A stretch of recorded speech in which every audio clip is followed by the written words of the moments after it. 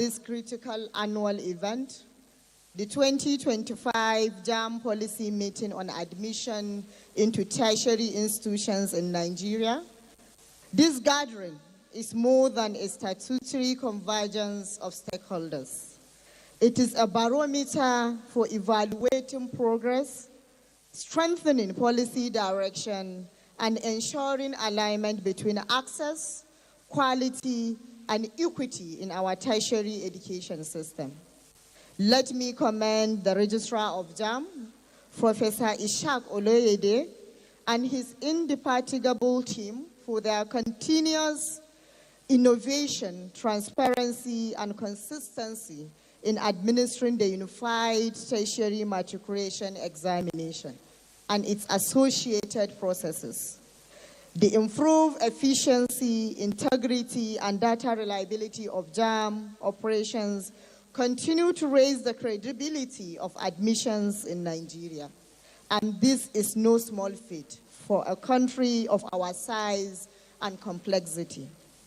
Distinguished stakeholders, this policy meeting comes at a time when we are intensifying our efforts to reposition education as a transformative tool in actualizing the renewed hope agenda of President Bola Ahmed Tinubu, GCFR.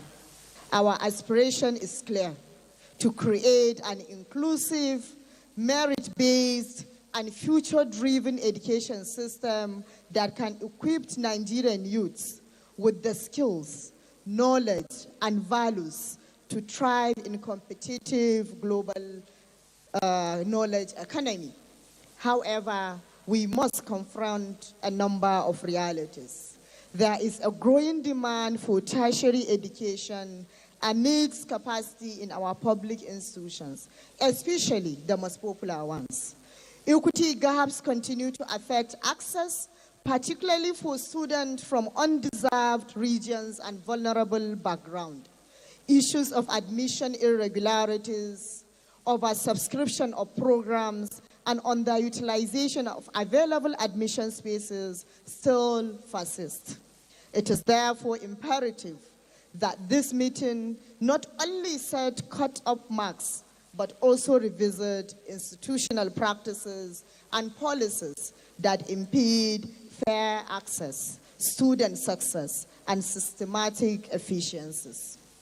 In line with the ministry mandate and our collective responsibility, I urge all institutions to align admission criteria with national development priorities, giving preferences to courses and programs that support STEM, that is science, technology, engineering, mathematics, and the medical sciences, teacher education, agriculture, and entrepreneurship, and also to strictly uphold the principle of fairness, transparency, and merit in admission decisions, while honoring provisions for catchment area and other legal affirmative action policies, to also strengthen interagency collaboration, to track enrollment trends, dropout rates, and also post-admission support to ensure that admission is not an end, but a gateway to a successful graduation and employability.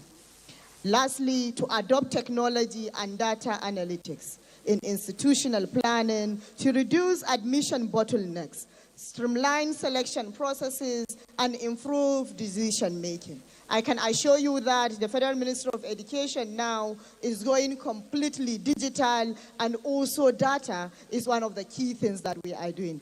Thanks to the Honorable Minister that we normally refer to as the Digital Minister. As we deliberate on the 2025 admission cycle, let us be guided by the principle of justice, efficiency, and national interest. We owe it to our next generation of Nigerian students to make our institution not just places of learning, but platforms for excellence, inclusion, and innovation. I assure you that the Federal Ministry of Education remains committed to providing policy leadership, enabling regulations, and adequate stakeholder engagement to strengthen our tertiary education ecosystem.